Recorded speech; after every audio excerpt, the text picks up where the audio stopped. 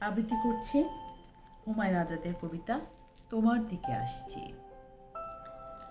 অজস্র জন্ম ধরে আমি তোমার দিকে আসছি, কিন্তু পৌঁছাতে পারছি না।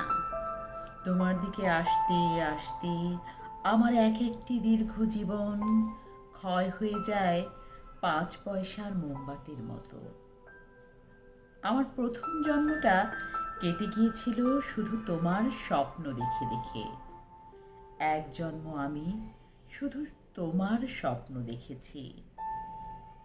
আমার দুঃখ, তোমার স্বপ্ন দেখার জন্য আমি মাত্র একটি জন্ম পেয়েছিলাম। আরেক জন্মে আমি ঘর ছেড়ে বেরিয়ে পড়েছিলাম তোমার উদ্দেশ্যে।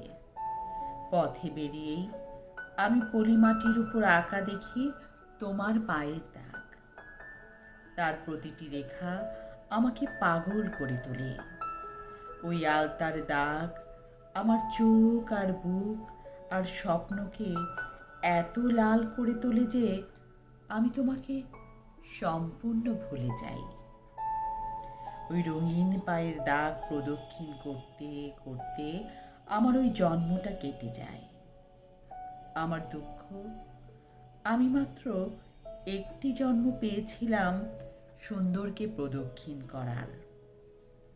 আরেক জন্মে তোমার কথা ভাবতেই আমার বুকের ভেতর থেকে সবচেয়ে দীর্ঘ আর কোমল আর ঠান্ডা নদীর মতো কি জানি প্রবাহিত হতে শুরু করে। সেই দীর্ঘশ্বাসে তুমি কেঁপে উঠতে পারো ভেবে আমি একটা মর্মান্তিক দীর্ঘশ্বাস বুকে চেপে কাটিয়ে দেই সম্পূর্ণ জন্মটা। আমার দুঃখ, আমার কোমলতম দীর্ঘশ্বাসটি ছিল মাত্র এক জন্মের সমান দীর্ঘ। আমার ষোড়শ জন্মে একটি গোলাপ আমার পথ রোধ করে।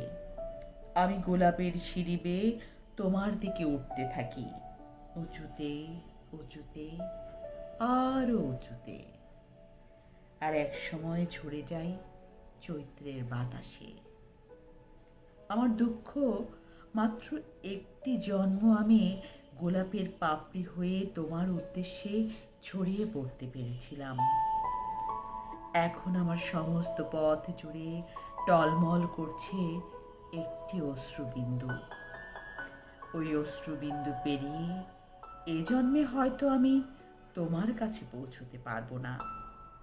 তাহলে আগামী জন্মগুলো আমি কার কাছে আসবো?